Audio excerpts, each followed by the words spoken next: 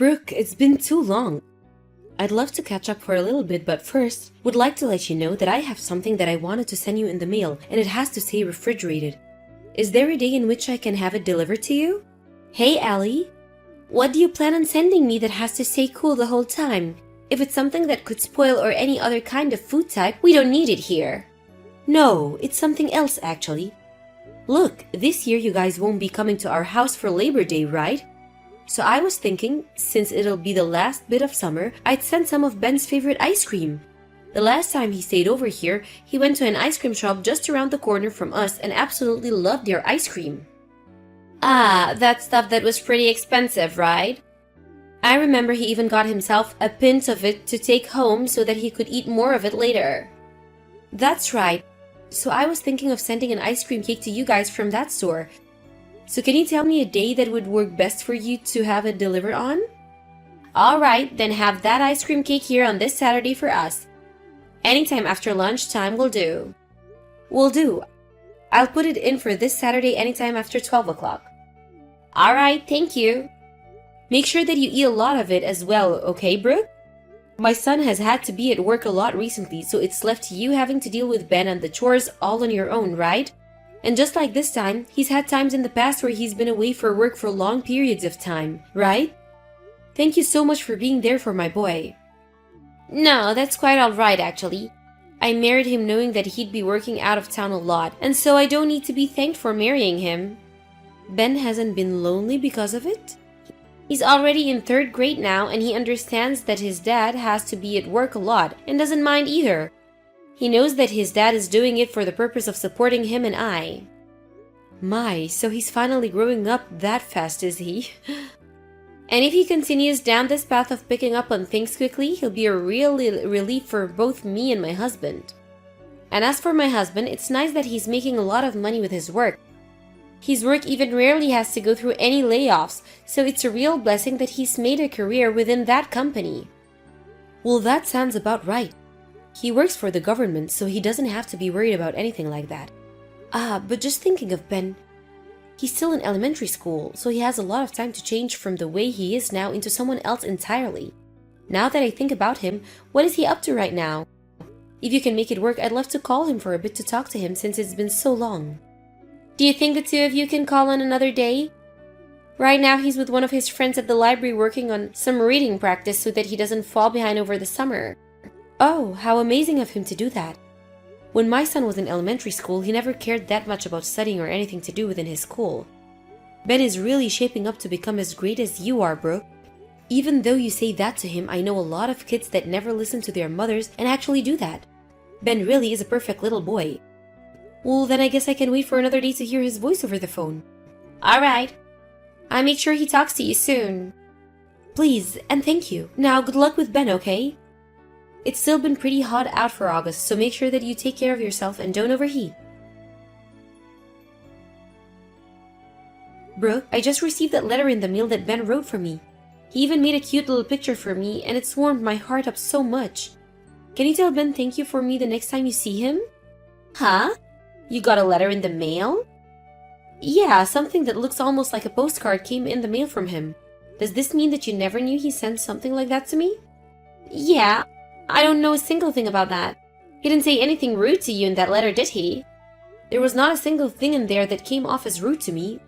Just things about how the ice cream cake was delicious and that he's been going to the library a lot to keep up on reading. He also wrote that he wants to come see me and his grandpa really soon. Is that so? Well, if there was nothing off about that letter, then that's a relief for me.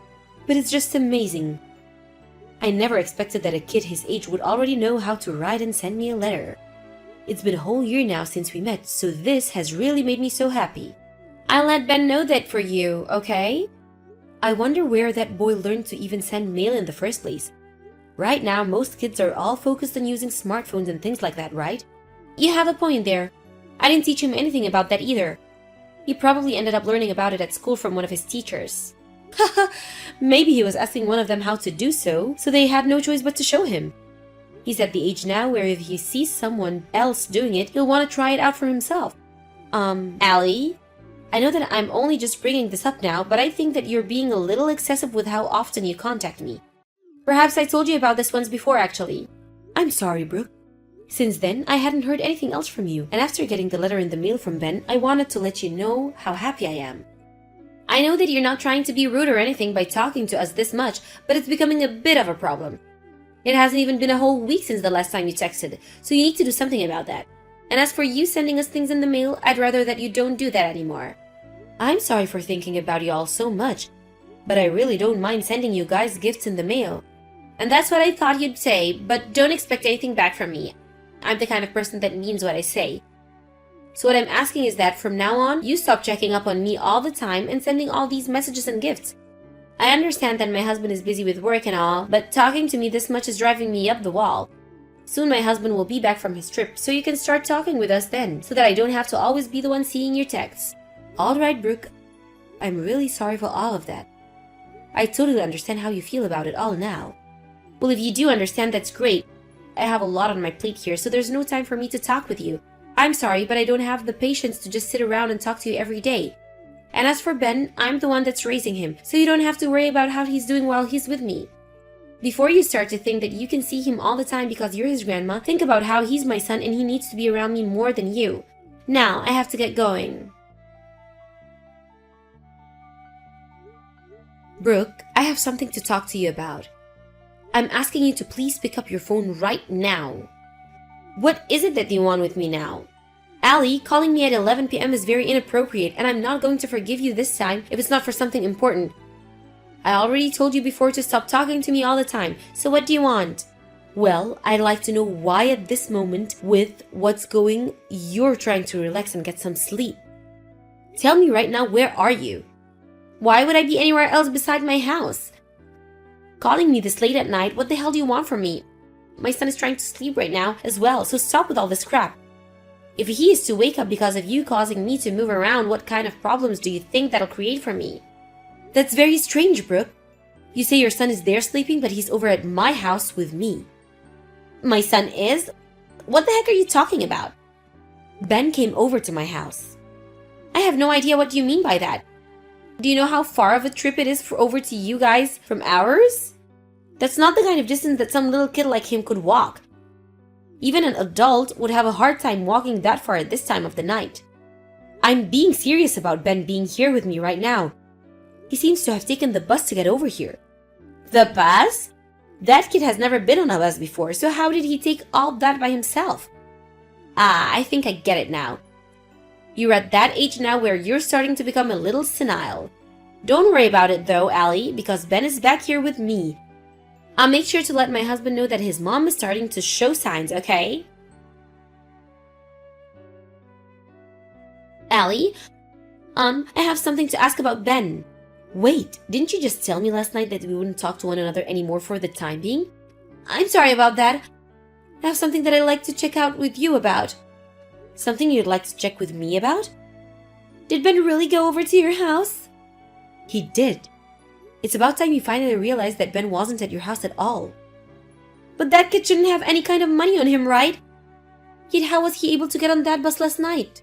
When you really think about it, that distance he covered was far too long for a third grader to cover. It's unbelievable, isn't it? Yes. Well, the way he got on that bus and came over here was by using the money I gave him for his birthday. Huh? You gave him money for his birthday? When did you send that to him? Recently, I had sent over that ice cream cake, right? Well, I happened to send the money with that as sort of a late birthday gift to him. I wasn't able to come see him after his birthday after all. I suppose you would have done that, huh? Ben has told me you never came home yesterday. He told me everything about what's happened between you and him while he was there. Allie, you have it all wrong. My mom ended up being really sick and needed help to be with her, and so I had to hurry up and head back to her house without a lot of time to spare. Then why didn't you just at least take Ben with you if it was back at your family's house? I had planned on being back to my house right away. But even still, that's pretty irresponsible of you to do that with him, right? Especially when you were out of the house for almost 2 whole weeks. Ah, right, you did end up coming home every now and then though. But you only came home to change into new clothes, and that was all, right? Is Ben really telling you all these lies? So that's the way you're going to try and change the story for us? I have been doing all I can do to make sure that I'm always there for Ben. I'm sure he's just making me seem like a bad parent because I scolded him a little while back, but I only did that because he wasn't behaving himself. Brooke, let me tell you what condition Ben was in when he came over to our house last night. It didn't even seem that he'd seen a bath for at least a month. He told me he hadn't changed out of his clothes for almost a week and a half. There's no way he looked like that last night. After how badly he looked coming to our house with whatever strength he had left in him, I'm not going to be swayed by your pathetic excuses.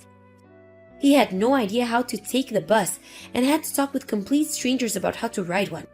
And the only reason he was able to find this house was after he took the address off the box of the ice cream cake that I'd sent a while back. He came here and told me to help him the moment I opened the door. And right after that, he passed out onto the floor. Ben passed out? What have you done to him? Don't start acting like you care. I've done nothing wrong here. You already know that this is due to him not having eaten in weeks. I had to take him right to the emergency room last night and the doctor had to run all kinds of tests on him. I had been trying so hard to be a good mother. I'm so sorry. I'll even try harder to keep an eye on him. I'm coming to see him right now. No, you're not. I don't want a beast like you raising Ben any longer. You couldn't even feed your own child, let alone be there to make sure that he was okay. There is no point in you being a mother to him anymore, right? I happen to have a neurotic disorder. So now you're going to blame this on your illness of yours? Every single time you're going to make up an excuse to try to avoid having to be responsible for what you've done. I'm being serious about this though. My husband has been gone for so long now and I have to take care of everything in the house. And having a son that's still in elementary school is the hardest thing to handle on my own. But the last few times I've spoken to you, you made it seem all as though you were all right there. I was just doing that to avoid you. I don't think so, Brooke. For the time being, no matter what kind of excuses you may have, I'm not handling Ben back to you. I'll call the police on you. You don't have the rights to that kid. They'll come and arrest you for kidnapping him from me. If you want to call the police, go ahead and try it. Because you'll come to find that calling them will only make your situation a whole lot worse than it already is. Allie, please just give him back to me. I want my kid back right now. No matter how many times you try asking, it's not going back to you. I promise that from now on I'll put more effort into raising him while I'm alone here. Please just let me see that kid. You're being a pain in my butt. Then at the very least, don't tell my husband about this. You can keep Ben there with you for the time being, but don't tell my husband anything. I'll let you hold on to him until my husband is back in town. Brooke, you still don't understand the circumstances you've made for yourself yet? I'm not holding on to Ben because I want to keep him as my own. I'm protecting him because he came here asking for his grandmas to save him. Allie, I'll apologize for everything that's happened these past few weeks. This isn't the situation where you can apologize to me for it anymore. I had all sorts of stress build up due to having to raise that kid though. Your husband has worked the same sort of job my husband is working right now. You should be able to sympathize with the kind of feelings I'm having right now. I don't know the feeling of being home alone and having to raise a child by myself. I know very well the stress that comes with having to raise a child and all of that. But I've never been in the position where I chose to ignore my child because I'd gotten tired of them. Also, I'm already telling my son about this. Huh? But he should be somewhere where he cannot receive any calls or texts, right? Yesterday he was in an area where he could receive calls for a bit, and that's when I spoke to him. Maybe it was God's doing, but the timing of it was all perfect. Perhaps he was doing it to save Ben after all the hardships he'd been through with you. Did my husband say anything about this? I don't have to tell you what your husband said. You already know how he's reacted to this. My son has been the kind of father where he's not working or doing chores. He's out playing with Ben. I know that he's had to leave you at home a lot for his job, but he always feels sorry for doing that to you guys. Yet now he's at the point where he will no longer be able to trust someone like you with his family anymore. Allie, help me, please. I don't want him to divorce me. You left your own dang son and caused him to end up malnourished? You know that there's nobody going to help you out of this now? I'm so sorry though. I really didn't mean to screw up this badly. I will never do something like this again. From now on, I'll make sure that Ben is the #1 person I think about. Ugh, that should have been the way things always were between you and your son. Please, Allie. Allie, I'll do anything to make this all up to you. I'll even let you see Ben whenever you want. And I'll never ask to talk back to you ever again. So please just forgive me for this and let's move on. You stop all that crying right now. This is not about me forgiving you or not now. Every time you opened your mouth, a lie came out, and anytime it wasn't a lie, it was some crappy excuse. I'm not going to continue discussing all of this with someone that can't learn from their mistakes. I am learning though. How else was I supposed to go about all of this before without anyone's help? And now you want me just to accept what's happening here? I've been a housewife all my life and now I'm being threatened with a divorce? My gosh, even now all you're thinking about is yourself? You haven't even expressed any worry about the condition Ben is in this whole time. So you're never going to see this boy again. It's too difficult for me to even understand why such a sweet boy had to go through something as terrible and heart-wrenching as this. How about before we continue anything, you go to the doctor and get yourself checked out? Tell them that you have troubles caring for kids and only ever think about is yourself. I'm sure they might be able to get you the help you need and get down to the bottom of that neurosis you have. From there, Ben's father came all the way back from his work and divorced Brooke on the spot. And with no issues at all, the judge made sure that full custody of Ben went to his father. And after discussions between the judge and both sides' lawyers, it was divorced that the reason behind Brooke never being home for those 2 weeks was due to her having another affair. And now, everyone has come to the conclusion that she deserves no more time with Ben. However, there is a concern about my son having full custody of Ben still, since he has to always travel for work, leaving Ben all alone at home. And so my son has been thinking about quitting that job of his and being here with his son more often. However, the one that told him not to do that was Ben himself. He told his father that the job he had is so cool and that he loves him no matter if he's gone for short periods of time. And so, because of that reason, my son has asked to move back in with myself and his father, and now the four of us live in this house together. And now that Ben is surrounded by both his grandparents, he's living the dream of always being spoiled before and after school every day. As for Brooke, her parents had disowned her over what had happened, and so she's on her own now working a low-end job. But in her current situation, she'll need to find more work to make money off than just having one job, because if she doesn't, she'll be in debt for a very, very long time. And as for the man she had an affair with, he was also married, and so his wife ended up asking her for a settlement when she found out about their romance. I'm not sure what's going through the mind of Brooke at this moment, but I hope it has something to do with her regretting what she'd done to Ben, and we'll learn from it soon. Of course, everything she did is unforgivable, and so I never think I'll ever see the day that I do choose to forgive her. Just thinking about how Ben had written that letter to us back then, it makes me cry every time knowing that he was sending us such a sweet letter when his life at home was so miserable. I really wish that Brooke would have just asked me for help and I could have been over there right away to help take some of her parenting stress off her shoulders. But after never being able to see one another, he finally found whatever strength he had left to find his way to me asking for my help.